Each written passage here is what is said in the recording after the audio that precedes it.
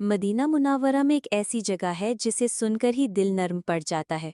रियाजुल जन्ना, ये वो मकाम है जो हजूर सल्लल्लाहु अलैहि वसल्लम के रोज़ा मुबारक और मिंबर के दरमियान है। नबी करीम सल्लल्लाहु अलैहि वसल्लम ने फरमाया, मेरे घर और मिंबर के दरमियान की जगह जन्नत के बागों में से एक बाग है। सही बुखारी और मुस्लिम। जब सहाबी इकराम रज़ियल्लाहु ताला अन्हा ये हदीस सुनते तो उस जगह को बड़ी मोहब्बत और अकीदत से देखते और वहाँ नफल दुआ और ज़िक्र में मशगूल रहते। वो समझते थे कि ये दुनिया में जन्नत की एक झलक है जहाँ अल्लाह की रहमतें बरसती हैं। आज भी जब कोई हाजी या ज़ायर मदीना जाता है तो सबसे ज़्यादा ख्वाहिश ये होती है कि रियाजुल जन्ना में नमाज पढ़ सके। ये जगह सफ़ेद संगे मरमर और सब्ज़ कालीन से पहचानी जाती है। वहाँ पहुंचकर दिल की कैफियत बदल जाती है, आंखों से आंसू बहते हैं और ऐसा लगता है जैसे वाकई जन्नत के किसी बाग में खड़े हैं।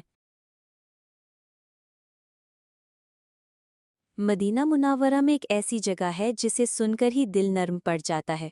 रियाजुल जन्ना, ये वो मकाम है जो हजूर सल्लल्लाहु अलैहि वसल्लम के रोज़ा मुबारक और मिंबर के दरमियान है। नबी करीम सल्लल्लाहु अलैहि वसल्लम ने फरमाया, मेरे घर और मिंबर के दरमियान की जगह जन्नत के बागों में से एक बाग है। सही बुखारी और मुस्लिम।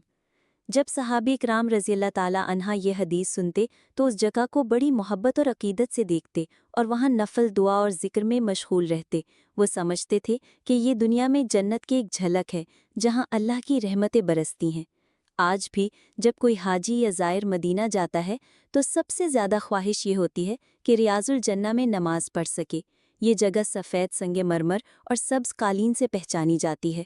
वहाँ पहुंचकर दिल की कैफियत बदल जाती है, आंखों से आंसू बहते हैं और ऐसा लगता है जैसे वाकई जन्नत के किसी बाग में खड़े हैं।